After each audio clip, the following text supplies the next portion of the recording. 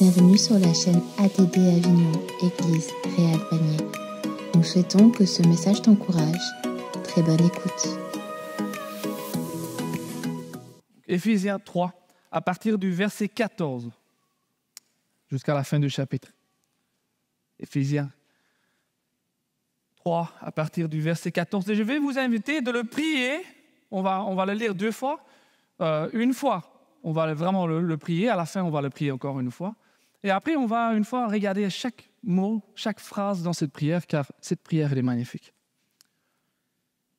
C'est pourquoi je fléchis le genou devant le Père, de qui toute famille dans les cieux et sur la terre tire son nom, afin qu'il vous donne, selon la richesse de sa gloire, d'être puissamment fortifié par son esprit dans l'homme intérieur. Que le Christ habite dans vos cœurs par la foi et que vous soyez enracinés et fondés dans l'amour, pour être capable de comprendre avec tous les saints quelle est la largeur, la longueur, la profondeur et la hauteur, et de connaître l'amour du Christ qui surpasse toute connaissance, en sorte que vous soyez remplis jusqu'à toute la plénitude de Dieu. Or, à celui qui, par la puissance, agit en nous, peut faire infiniment au-delà de ce que nous demandons ou pensons. À lui soit la gloire dans l'Église, en Jésus-Christ, dans toutes les générations, au siècle des siècles. On dit Amen. Cette prière de Paul, elle est magnifique au fait. On connaît la prière de Jésus, notre Père. Voilà. Ah, ici, ça commence presque pareil. C'est pourquoi je fléchis le genou. La prière, elle commence avec le fait qu'on fléchit le genou. On est à l'écoute de le Seigneur. On se prosterne. Pourquoi? Il y a de quoi.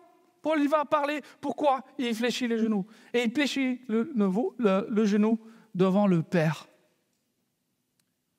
Pas juste le Père d'une personne.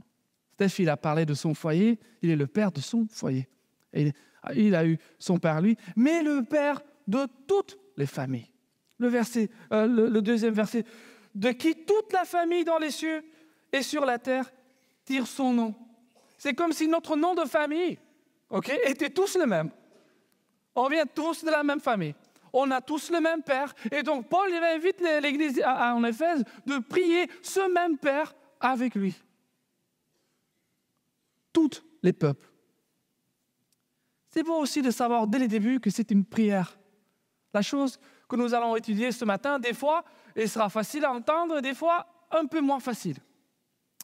Et des fois, c'est ce que le Seigneur nous dit et fait automatiquement écho dans notre cœur. Et des fois, on ferme nos oreilles.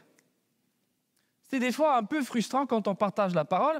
Donc on a des fois l'impression que les gens qui devraient écouter n'écoutent pas et que les gens qui écoutent déjà très bien prennent encore plus au sérieux. Tant mieux pour ceux qui prennent au sérieux, mais ça fait de la peine des fois pour ceux qui ne prennent pas au sérieux ce que la parole de Dieu leur accorde. Et donc, quelque part, on est dans une prière. C'est pourquoi je fléchis les genoux devant le Père, de qui toute famille, dans les cieux et sur la terre, tire son nom, afin qu'il vous donne. Moi, j'aime ça. J'aime les prières, quelque part, où on loue le Seigneur pour ce qu'il donne. Que le Seigneur, il donne. Il ne donne pas un tout petit peu quand il donne le Seigneur. Vous allez voir dans la prière, il ne donne pas un mini peu de temps en temps, quand ça le convient. Quand le Seigneur, il donne abondamment. Il donne abondamment et il donne. Est-ce qu'il donne que à certaines personnes?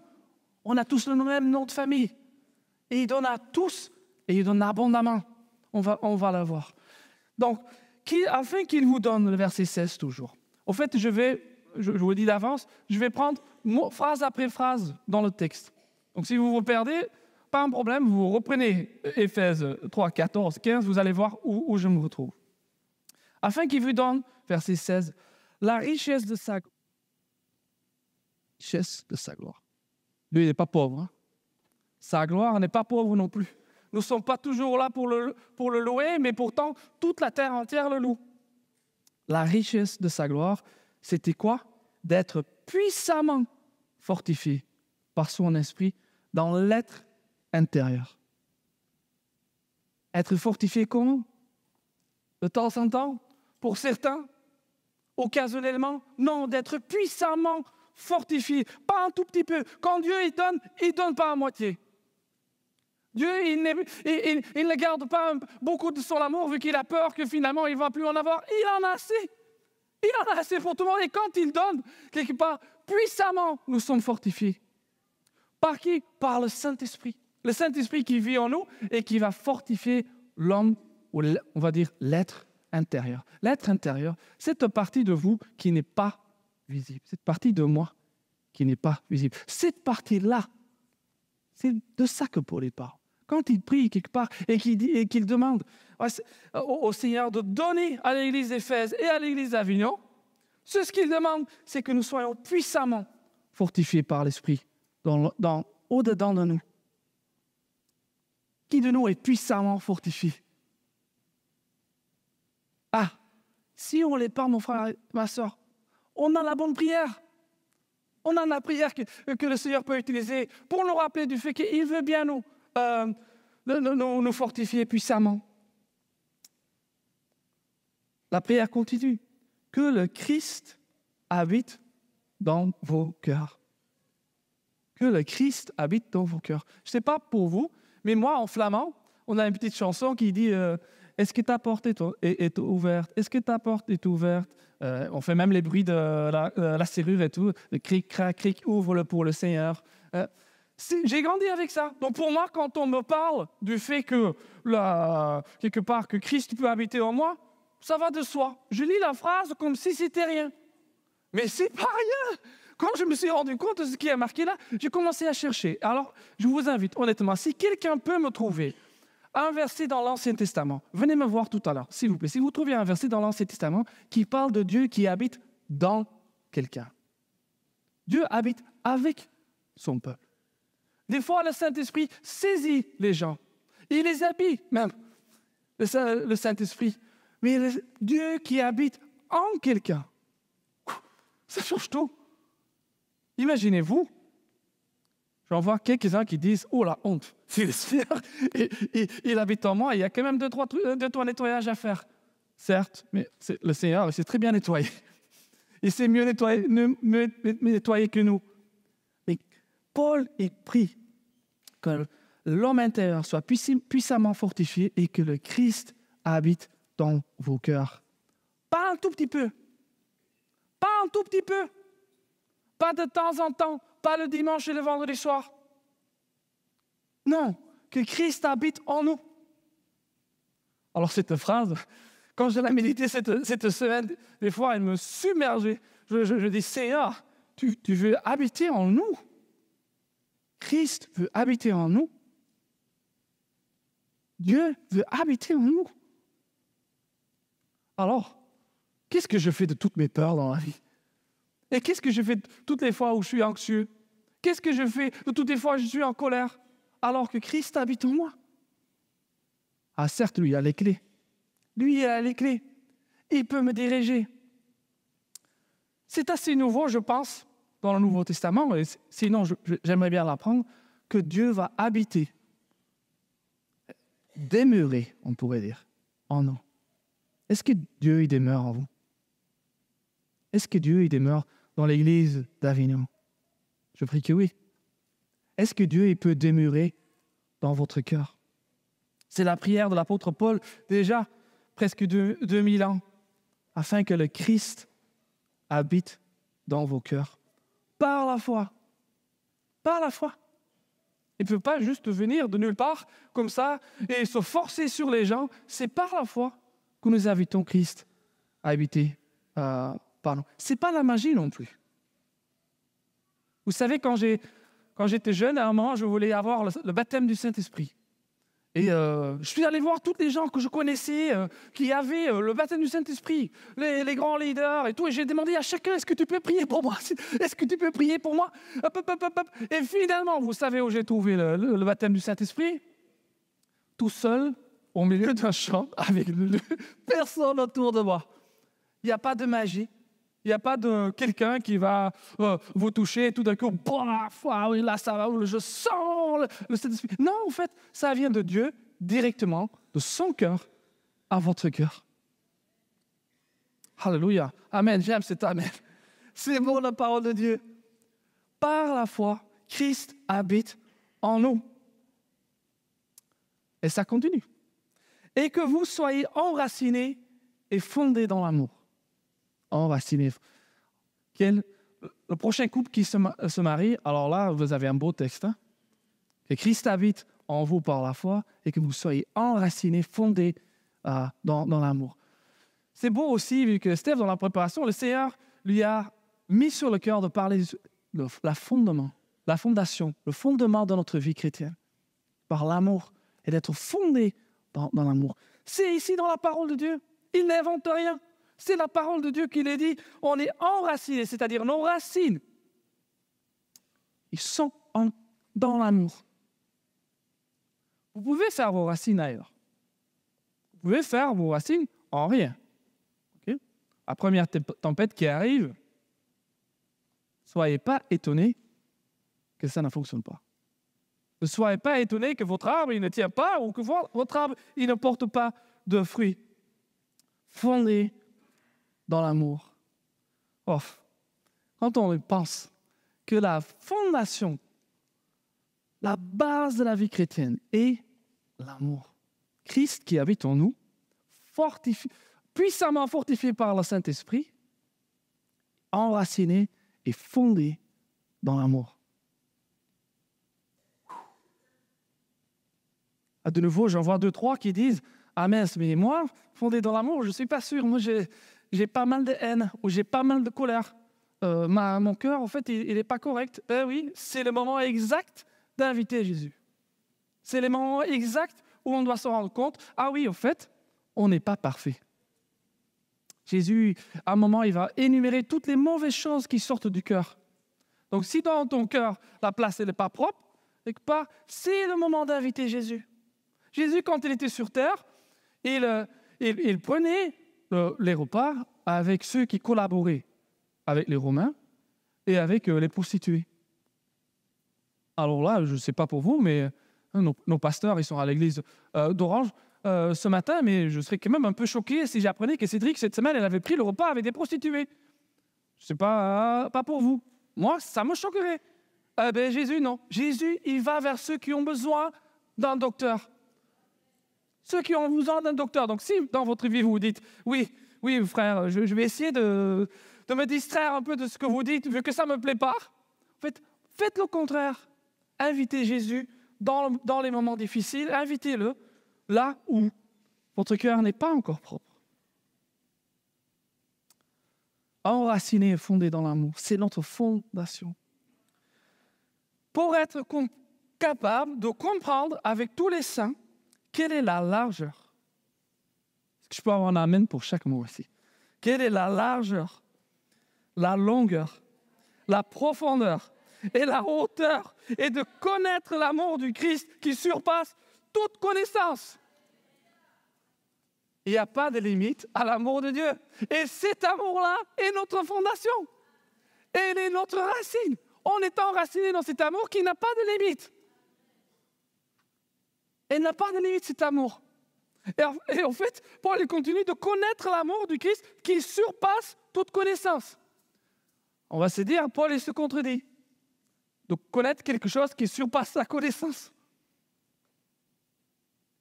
De vraiment connaître l'amour de Dieu. C'est la prière de Paul. C'est ma prière pour nous.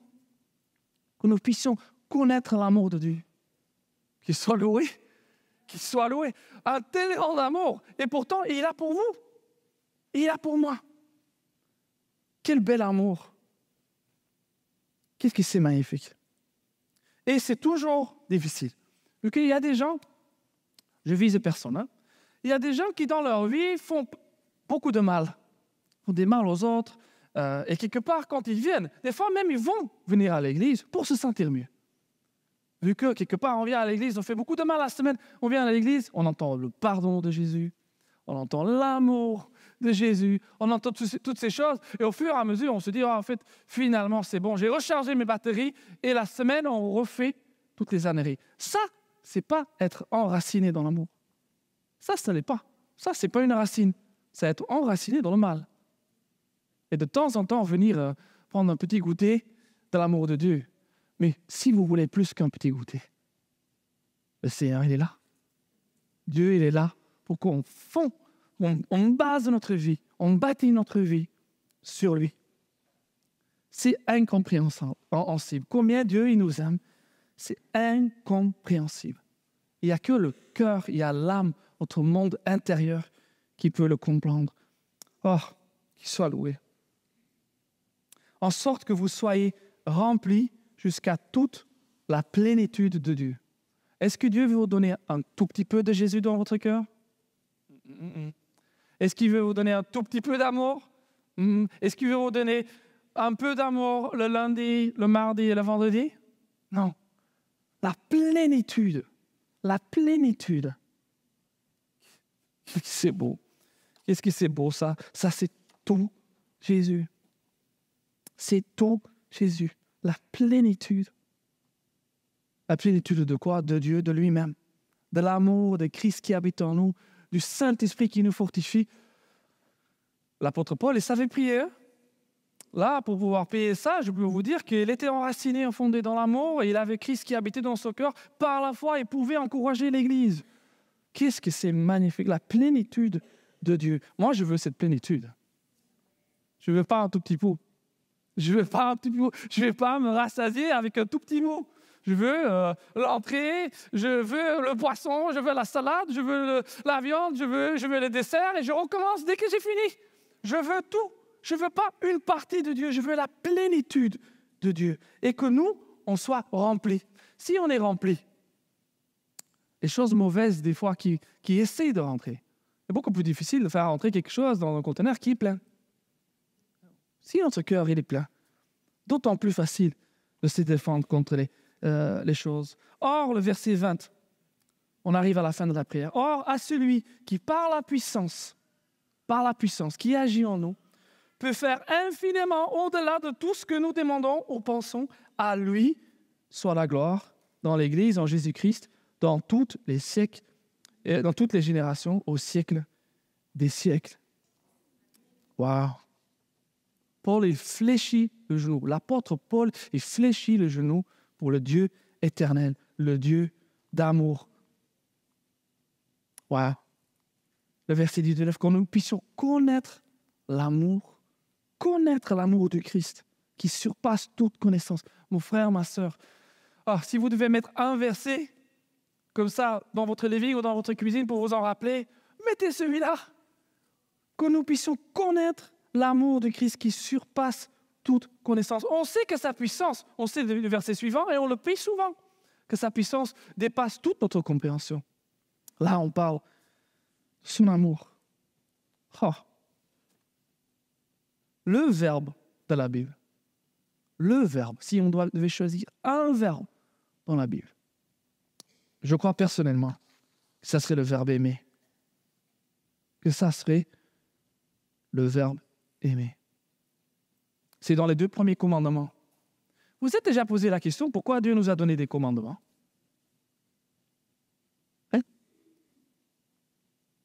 Pourquoi Dieu nous a donné des commandements?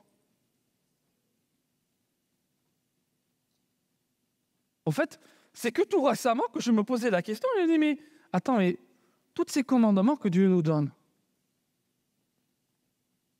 ils sortent d'où, en fait? Ils sortent de Dieu, je suis d'accord, mais qu'est-ce qu'il a essayé d'achever? Pourquoi Dieu nous donne tant de commandements? Pourquoi il fait ça? Lisons ensemble la Genèse. Genèse 6, versets 5 et 6.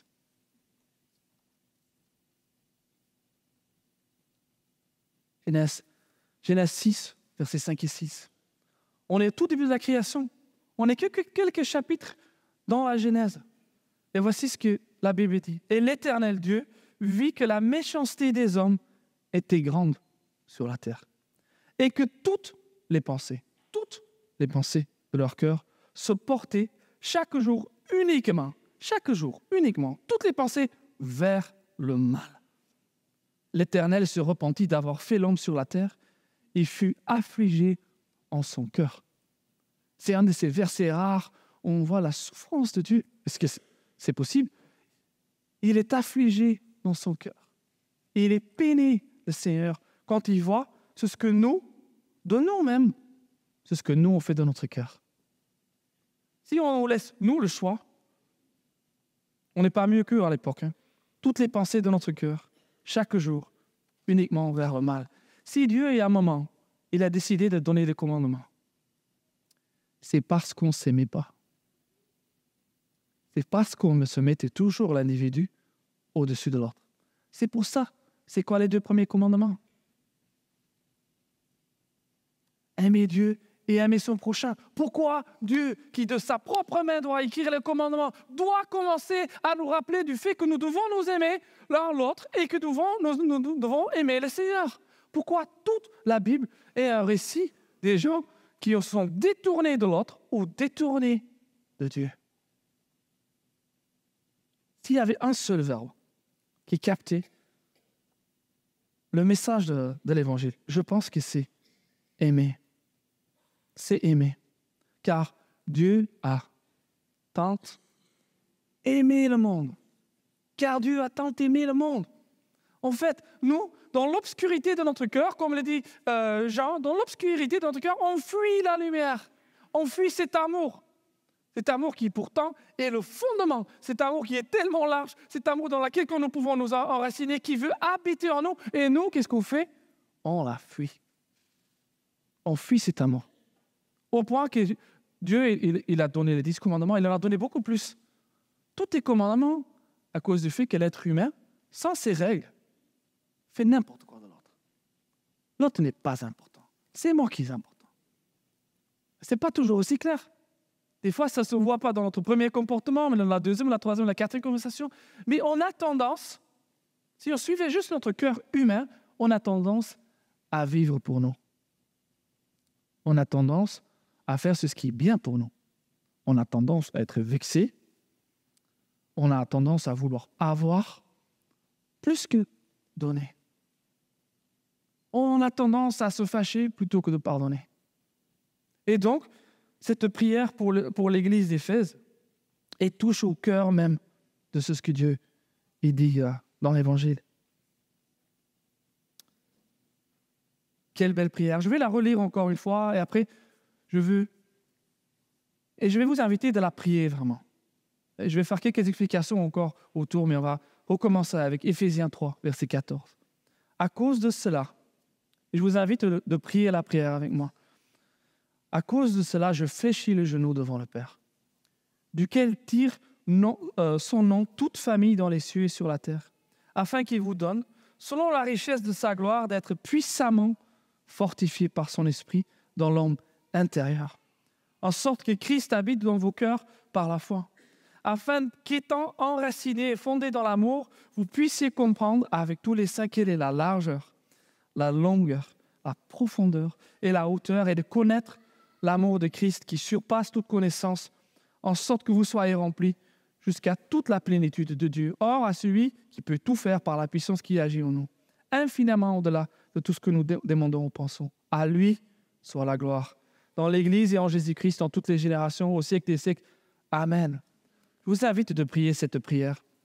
Et j'ai commencé cette semaine à méditer en plus de détails cette idée du cœur.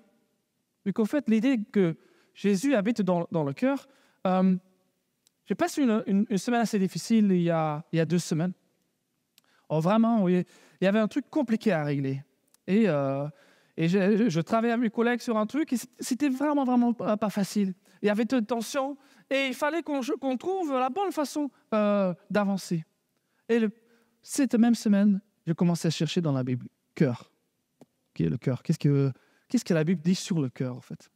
Le cœur, la Bible veut dire l'homme intérieur, ou l'être ou la femme intérieure, la personne intérieure, votre identité.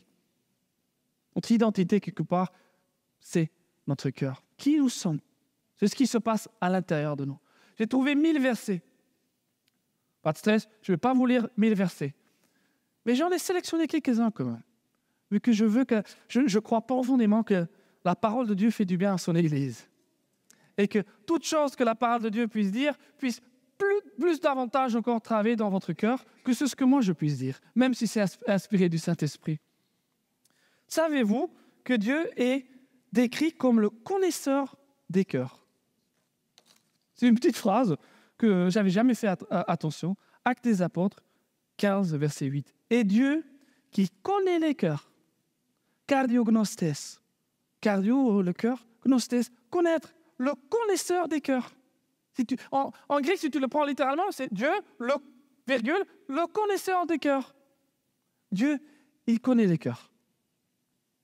Il leur a rendu témoignage et en leur donnant le Saint-Esprit comme anneau, il n'a fait aucune différence entre nous et eux, ayant purifié leur cœur par la foi. Le Seigneur, il connaît notre cœur. Quelques autres versets pour démontrer que le Seigneur connaît votre cœur. Vous n'avez rien à cacher. Okay. Luc 16, verset 15. Dieu connaît vos cœurs. Même vous cherchez à paraître juste devant les hommes. Jésus parle aux pharisiens. Vous voulez être juste, vous voulez être vu. Okay, ah ouais, moi je suis juste, disaient les pharisiens. Ah, moi je fais toutes les choses. Ah, tu m'as vu jeûner. Ah, tu m'as vu louer. Ah oui, moi je suis juste. Quelque part, Jésus va leur dire, ah non, mais attends. Vous qui cherchez à apparaître juste devant le corps, Dieu connaît le cœur. Dieu connaît vos cœurs. Romains 8, verset 27. Et celui qui sonde les cœurs connaît quelle est la pensée de l'esprit. Dieu, il sonde le cœur. Vous ne me croyez pas? Apocalypse 2, verset 23. Celui qui sonde les reins et les cœurs. Et ça continue ainsi. Le Seigneur, il connaît votre cœur. C'est le point de départ. La première fois que je me suis rendu compte de ça m'a fait quelque chose. Je me rappelle encore exactement le lieu. C'était à l'école biblique. J'étais entre la chapelle et le dortoir des garçons. Je marchais et tout d'un coup, ça me venait à l'esprit de dire, en fait, mais Dieu, dans le monde spirituel, tout est visible. Ah, moi, je pouvais cacher des choses, mais dans le monde spirituel, tout est visible. Vous savez, tout ce que vous faites, tout ce que vous avez fait dans votre vie est visible. Tout ce que vous allez faire est visible. Dieu, il voit tout, en fait. Il n'y a pas une partie de ça qu'il n'a pas vu. Alors moi, désolé pour l'expression, mais je me suis senti un peu nu, là, devant ce dortoir. Je me suis dit, mais Seigneur, tu vois vraiment tout. Qu'est-ce que ça a changé mon comportement? Qu'est-ce que ça a changé pour mon comportement de savoir que Dieu, il voit tout? Je pouvais des fois, à gauche, à droite, non, personne ne voit ça. C'est ce qui se passe dans l'intimité de ma chambre. Personne ne le voit. C'est ce que je pense dans mon cœur. C'est ce que si un jour je devais vraiment dire ce que je pense de cet homme ou de cette femme, vous savez, c'est visible. Des fois, c'est visible sur votre visage, sur mon visage. Mais dans le monde spirituel, la chose est visible. On ne peut rien cacher de Dieu. Il n'y a rien aussi qui restera caché. Bon, peut-être ce que vous arrivez à cacher maintenant, ce que j'arrive à cacher maintenant, ne sera pas caché après. Ça sera visible. Waouh! Quand je me suis rendu compte, ça a fait peur. Alors, 1 Corinthiens 3, verset 13. L'œuvre de chacun sera manifestée. 1 Corinthiens 3, verset 13. L'œuvre de chacun sera manifestée car le jour, là, fera connaître, parce qu'il se révélera dans le feu, et le feu éprouvera ce qui est l'œuvre de chacun. Je sais que pour vous, je vous dis rien de nouveau. Mais tout ce que vous faites, un jour sera visible. Tout. Et peut-être même dans le monde spirituel, il n'y a pas que Dieu qui sache voir les choses maintenant. Dans le monde spirituel, les choses sont visibles. Votre péché, quelque part, que vous essayez de cacher, comme Adam et Ève. Qu'est-ce que Adam et Ève font quand Dieu les appelle? Attends, attends. Oui, c'est bon, oui, non, cache-toi. Qu'est-ce que tu fais? Tu fais du bruit, il va le voir. Il part. On se cache.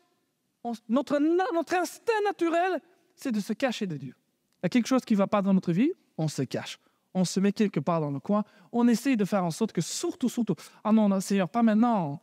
Seigneur, maintenant la réunion de prière, non, mais Seigneur, je ne suis pas prêt. La Sainte Seine, maintenant, non, Seigneur, oh, putain, non. Et quelque part, le diable, qu'est-ce qu'il est content? Vu que le plus qu'il nous pose dans le coin, le plus, et au fur et à mesure, on voit déjà la porte. Et au fur et à mesure, on s'absente, on s'éloigne de ce qui est bon pour nous. Vous savez ce qui est bon pour nous? L'amour de Dieu. L'amour de Dieu. Vous pensez que Dieu, il n'a pas vu ce que vous avez fait? Ah, il a vu. Ah, vous pensez que Dieu n'est pas au courant? Il a vu. Même les pires choses, il a vu. Est-ce qu'il a aimé ce que vous avez fait? Non, il sait l'effet que ça peut avoir sur vous, sur les autres. On peut détruire la vie de quelqu'un d'autre. Ce n'est pas qu'il a aimé ce que vous avez fait, mais vous, il vous aime. Moi, il m'aime. Gloire à Dieu. Qu'est-ce que c'est beau de savoir que tout, l'apôtre Jean, il parle, la vérité vient à la lumière afin que les œuvres soient manifestées. Tout sera manifesté. Luc 8, 17. Car il n'est rien de caché qui ne doit être couvert, rien de secret qui ne doit être connu et mis au jour. Si vous avez des secrets, la vie est plus lourde à porter avec des secrets. Il n'y a rien qui sera caché. Et alors là, peut-être vous êtes ici pour la première fois et que vous vous dites, de quoi il parle, l'amour de Dieu et tout ça, mais ces trucs chrétiens, moi je ne comprends rien. Alors j'aimerais vous parler aussi de votre cœur à vous. On peut vivre avec Jésus, le connaître depuis longtemps, mais des fois aussi on a cette première rencontre avec Jésus. Et là aussi, on parle du cœur. Vous savez, c'est ce qui se passe quand Jésus il monte au ciel. Ses disciples ils reçoivent le Saint-Esprit et l'apôtre Pierre, il prêche. Il prêche l'Évangile. J'aurais voulu être là. On a des parties, mais il prêche l'Évangile et l'effet est énorme. Il y a plein de gens qui se convertissent. Vraiment, il y a un vrai réveil qui a lieu au sein de Jérusalem. Et qu'est-ce que le livre des Actes des Apôtres va dire? Le chapitre 2, verset 37. Actes des Apôtres 2, verset 37. Après avoir entendu ce discours, ils eurent le cœur transpercé. Et il dira à Pierre et aux autres, qu'est-ce qu'on va faire? Peut-être c'est votre jour. Peut-être c'est votre moment d'avoir le cœur transpercé. Transpercé de savoir que votre vie n'est pas OK et que ce Dieu dont l'amour fait la largeur, la longueur, la hauteur, toutes les dimensions quelque part, que lui, il veut être votre fondation, qu'il veut être votre racine, alors c'est une invitation pour vous. Ne laissez pas passer ce moment. Si Dieu, il veut vous transpercer le cœur, pas pour vous casser le cœur, pas pour vous briser le cœur, mais pour vous le restaurer, pour vous le remplir d'amour. C'est pareil, vous êtes peut-être pareil comme Lydie. Lydie, dans les Actes d'Apôtres aussi, c'est une femme qui crie le Seigneur, qui écoutait. Et à un moment, il y a marqué d'elle, le Seigneur lui ouvrit le cœur. Le Seigneur lui ouvrit le cœur. Peut-être ça, c'est vous. Peut-être vous n'êtes jamais ouvert vraiment le cœur à Jésus. Ce matin, faites le choix. On sera heureux de célébrer avec vous. Vous allez voir que les chrétiens, on n'est pas parfaits. On a besoin toujours d'être renouvelés par l'amour. Mais Dieu, il est parfait. Il n'y a pas de limite à son amour. Alors, ce cœur magnifique, il est vraiment la base de notre vie chrétienne. Christ qui habite en nous, le Saint-Esprit, et ce profond sentiment d'être aimé. Et ce cœur, il a besoin du Saint-Esprit. En Galates, Paul il va dire, Dieu a envoyé dans nos cœurs l'Esprit de son Fils. Si vous voulez le noter, Galates 4, verset 6. Dieu a envoyé dans nos cœurs l'Esprit de son Fils. On a besoin du Saint-Esprit pour vivre cet amour pleinement. On en a besoin. Et alors, comme le dit en 2 Corinthiens, la lumière brillera du sein des ténèbres, a fait briller la lumière dans nos cœurs. Si votre cœur est obscurité, c'est il est là. Il veut faire briller des lumières qui vont éclairer tout. Oui, ça fait un peu peur au tout début. Mais quand le Seigneur il prend notre fardeau, le fardeau de ce péché qui nous a pesé dessus depuis tellement de temps, et quand il le prend, quand il nous l'enlève, quelle légèreté, quelle beauté de se savoir aimé de Dieu. Vous savez, c'est une des choses les plus difficiles à mettre en pratique, je pense. Quand l'être humain, en fait, a tendance à se comparer. En fait, quand on regarde au-dedans de soi, souvent on dit « Ah oui, écoute, voilà, lui, il fait mieux. » L'être humain a besoin d'être vu. Oh, est-ce que les gens ils m'apprécient là ou pas? Est-ce que l'être humain a besoin de bien faire, de réussir, a besoin, mais au fait, quelque part, si on bâtit notre identité, toutes ces choses que nous faisons, nous n'allons pas bien loin. C'est le chemin vers le stress. Okay, vous connaissez ça, le stress? Vous essayez de bien faire, alors je ne peux pas rater ça. La chose, le stress compliqué, c'est l'inverse de l'amour. c'est le chemin de la peur. La personne qui vient à côté de nous et qui fait bien la chose ou qui fait aussi bien, tout d'un coup, elle nous fait peur. Plutôt que de dire gloire à Dieu, Dieu t'a donné des talents, alléluia, quelque part, non, on se compare, la personne à lui, il fait comme ça. Ah oui, ah non, elle fait comme ça. Tout d'un coup, l'autre commence à nous faire peur. Quand l'autre nous blesse, oh, la colère, comme un volcan, ça reste et ça commence, ça affecte tout notre comportement. C'est de partout. Et de nouveau, quelque part, peu à peu, si on ne fait pas attention, notre identité, qui nous sommes vraiment, elle est là-dedans. Elle est dans notre ego. Ah, de vouloir être quelqu'un. Ah, de vouloir avoir quelque chose. Ah, j'ai cette maison. Ah, je veux une autre. J'ai cette voiture. Ah, je veux une autre. Ah, j'ai 2 millions. Ah, j'en veux 10. Qui toujours plus. Ça ne s'arrête jamais. On est vite offensé. On se retire des autres. On a tellement besoin d'être aimé. Mais si on cherche cet amour dans autre chose, si on cherche cet amour en nous, disons, regarde, bien, allez, bien fait, Johan. Non. Si moi je cherche cet amour en moi, il est tellement facile de perdre.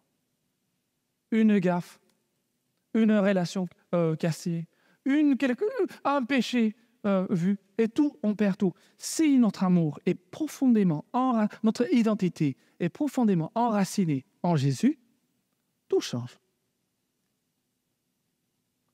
Je vois que je commence à vous perdre. Vous êtes encore là?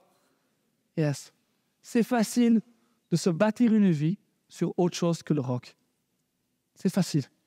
C'est facile de bâtir une vie sur notre ego. Et une fois qu'on a bâti notre vie là-dedans, tout notre comportement, il va en suivre. C'est très facile après d'être gavé avec les autres et tout ça. Si au-dedans, tu es insécurisé, si au-dedans, tu ne te sens pas aimé, le besoin le plus important, à mon avis, de l'être humain, c'est de se sentir aimé. Quand on ne se sent pas aimé, que ce soit dans le couple, que ce soit en tant qu'enfant du parent, que ce soit en tant que parent par l'enfant, que ce soit par les collègues, que ce soit à l'église, quand on ne se sent pas aimé, qu'est-ce que la vie est difficile? Et qu'est-ce qui change quand Dieu il aime? Qu'est-ce qui change que le Dieu qui voit tout, le connaisseur des cœurs, quand lui déverse son amour, quand lui sa lumière, elle brille, qu'est-ce qui change?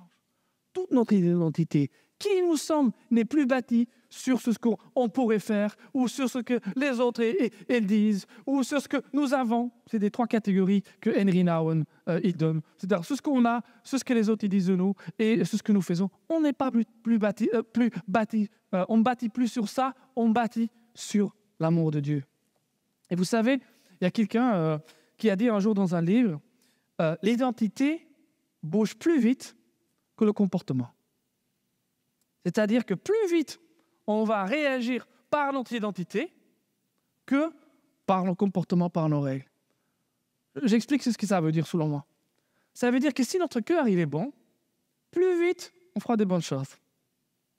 Mais si notre cœur, la surface, l'extérieur, elle est bonne, mais l'intérieur est pourri. En fait, les réactions qu'on va avoir vont être de plus en plus en accordance avec notre cœur. Jésus utilise deux images en Matthieu 12. 2 images, il utilise pour parler exactement de ceci. L'arbre et le trésor. Un arbre, un trésor. Et ça revient un tout petit peu dans la prière de Paul. On va lire ensemble Matthieu 12, verset 33. Ou dites que l'arbre est bon et que son fruit est bon. Ou dites que l'arbre est mauvais et que son fruit est mauvais. Car on connaît l'arbre par le fruit. Race de vipères, comment pourriez-vous dire de bonnes choses méchantes comme vous l'êtes? Car c'est de l'abondance du cœur, que la bouche parle. L'homme bon tire de bonnes choses de son bon trésor. L'homme méchant tire de mauvaises choses de son mauvais trésor. Jésus a 2 images. Le premier, c'est l'arbre. Nous sommes des arbres. OK? Et si l'arbre est bon, le fruit sera bon. Si l'arbre est pourri, le fruit sera pourri. 2e image, un trésor. Si le trésor est rempli de bonnes choses, ce qu'on prend du trésor est bon. Si le trésor est rempli de mauvaises choses, on en sort des mauvaises. C'est de l'abondance du cœur que la bouche parle. En fait, c'est ce que Jésus est en train de dire, je pense, c'est que si vous voulez changer votre comportement, c'est une bonne chose, honnêtement. C'est une bonne chose de vouloir changer son comportement, de vouloir changer son caractère. Mais si vous voulez vraiment le changer, commencez avec le cœur. Commencez avec la racine. Commencez avec le fait que vous êtes un enfant aimé de Dieu. Que ça, c'est votre base. Et bâtissez votre vie alors sur ça comme fondement. Pas nécessairement, OK, là, je me suis fâché, je ne vais plus le faire, je ne vais plus le faire. La prochaine fois, ah oui, yes, là, je me suis mordu la langue. C'est bien, il faut un peu de discipline, il faut maîtriser son comportement. En même temps, pour vraiment changer son comportement, pas un tout petit peu, il faut un vrai changement du cœur. Et je veux juste vous citer 2-3 choses pratiques de la parole de Dieu qui vont aider dans le changement de son comportement. Ce n'est pas facile de parler de changement de comportement, hein? Vu que, comme je vous dis au début, ceux qui pourraient peut-être changer un peu de comportement ne se sentent pas concernés, et les autres, ils sont déjà en train de changer de comportement. En plus, quand on partage la parole de Dieu, tout le monde regarde mon comportement à moi. Et il n'est pas parfait non plus. Vous voyez? Donc là, quand je parle de changement de comportement, je parle d'une opportunité. Okay? Je ne parle pas de... C'est une sorte de commandement, vous devez faire ça et ça et ça et ça. Ce n'est pas une série de lois. Ce que je vais vous partager, c'est l'identité même qui est enracinée dans l'amour. Et quand on est enraciné dans cet amour, il sera beaucoup plus facile de changer notre comportement. Il sera beaucoup plus facile de voir un changement. C'est dans le cœur que le changement il se fait. Dans les Proverbes 3, versets 2 et 3, les commandements, lis-les à ton cou, écris-les sur la table, qu'ils soient ton ornement. Pareil, le verset 22. OK. Attache les commandements de Dieu autour de ton cou. Ils vont te diriger, ces commandements. Une façon de pratique, de se rappeler de l'amour de Dieu, c'est de s'imprégner dans la parole régulièrement. Vous avez déjà vu que quand vous ne vous imprégnez pas dans la parole de Dieu, quand vous n'avez pas des petits versets sur le frigo, sur le téléphone, quand vous ne vous rappelez pas sur le fond d'écran de votre ordinateur, sur le fond d'écran de téléphone, ce serait pas mal. Et vous ne vous rappelez pas régulièrement des promesses de Dieu, de l'amour de Dieu, on a tendance à oublier vite. Donc, quelque part, si on a besoin de se décorer, il n'y a rien de mal d'aller au coiffeur de porter des bijoux. Mais le vrai bijou, c'est l'amour et la grâce de Dieu sur notre cou. Ça devient visible. Oh, gloire à notre Seigneur. Pareil, qu'est-ce qu'il va dire Jésus? Matthieu 5, sur l'œil. Alors, celui qui regarde une femme avec désir, dans son cœur, il commet déjà l'adultère. Le péché, il commence ici. Très souvent, le péché il sort du cœur, mais souvent le péché commence ici. Pas avec mes lunettes, hein, mais avec les yeux. Il commence avec les yeux. C'est ce que nous regardons qui va nous mener vers le bon chemin ou vers le mauvais. Donc si vous passez des heures et des heures à regarder des mauvaises choses, qu'est-ce qu'il y aura dans votre trésor? Je parle à moi-même aussi. Hein? Qu'est-ce qu'il y aura dans notre trésor si on le remplit d'âneries? Et qu'est-ce que le diable, il est content? Ah oui, encore une heure. Encore une heure TikTok. Ah, YouTube. Encore une série. Ah, encore un truc à vraiment pas regarder. Combien de temps on passe là-dedans? Combien c'est facile d'être distrait? Ça commence avec notre œil. Pareil. Là, Jésus en parle. Le désir pour une femme qui n'est pas la tienne. Le désir pour un homme qui n'est pas le tien. Ça commence avec l'œil. On pourrait se dire, non mais regardez, ça ne coûte rien. Ah ben, si. Regardez, ça coûte quelque chose. Selon le Seigneur, c'est là que commence l'adultère. Le psaume 1. Oui, la parole a plein de petits trucs à nous enseigner. Le psaume 1. Qu'est-ce qu'il dit, le psaume 1? On va le lire ensemble. Le premier psaume. On peut le résumer de toutes les psaumes. Heureux l'homme qui ne marche pas selon le conseil des méchants, qui ne s'arrête pas sur le chemin des pécheurs, qui ne s'assied pas sur le banc de mon cœur. Waouh! Les gens avec qui nous vivons vont influencer notre cœur. Nous avons le choix. On n'a pas toujours le choix. Mais on a le choix. Des fois, il y a des gens autour de nous. On devrait réfléchir. On devrait réfléchir quelle est leur influence dans notre vie. Je ne vous dis pas d'être méchant avec tous vos voisins, tous les collègues, avec la famille, et tout le monde qui n'est pas chrétien, qui ne dit pas amen à tout ce que vous dites. Par contre, d'être intelligent, de savoir où est-ce que je traîne. C'est une chose de passer du temps avec les gens. C'est une autre chose de s'asseoir avec. Quand on s'assoit avec, très, très vite, au fait, on s'habitue.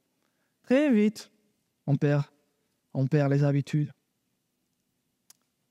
C'est pas facile. C'est pas facile ce nouveau cœur. Et c'est pour ça que je suis encouragé du fait que c'est une prière. C'est une prière, vraiment. Le Seigneur qui veut régner dans nos cœurs. Et nous allons relire cette prière encore une fois. Pour clôturer, je vous invite à vraiment la prier vous-même. Et j'espère que quand nous allons lire ces prières, vous n'allez pas sentir un sentiment de condamnation. Si le Seigneur doit vous convaincre de péché, ainsi soit-il. Mais que vous ayez le sentiment d'être profondément aimé. Profondément aimé. Pas un tout petit peu. Pas de temps en temps. Pas quand ça convient. Pas que certains jours. Profondément aimé. Et ça, c'est la base de notre identité. C'est la base de notre Église. C'est la base de notre joie et de notre foi. Éphésiens 3, verset 14. Et je vous prie de fermer les yeux et de vraiment prier avec moi. C'est pourquoi je fléchis le genou devant le Père, de qui toute famille dans les cieux et sur la terre s'y tire son nom, afin qu'il nous donne, selon la richesse de sa gloire, d'être puissamment fortifiés par son esprit dans l'homme intérieur. Que Christ habite dans nos cœurs par la foi et que nous soyons enracinés et fondés dans l'amour pour être capables de comprendre avec tous les saints quelle est la largeur, la longueur, la profondeur et la hauteur, et de connaître l'amour du Christ qui surpasse toute connaissance, en sorte que nous soyons remplis jusqu'à toute la plénitude de Dieu.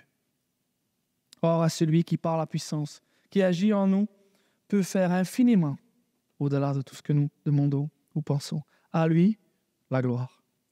Dans l'Église en Jésus-Christ, dans toutes les générations, au siècle des siècles. Amen. Merci Seigneur. Merci d'avoir écouté ce message. Si tu apprécies ce podcast, alors abonne-toi et partage-le à ton entourage. Que Dieu te bénisse et à très bientôt.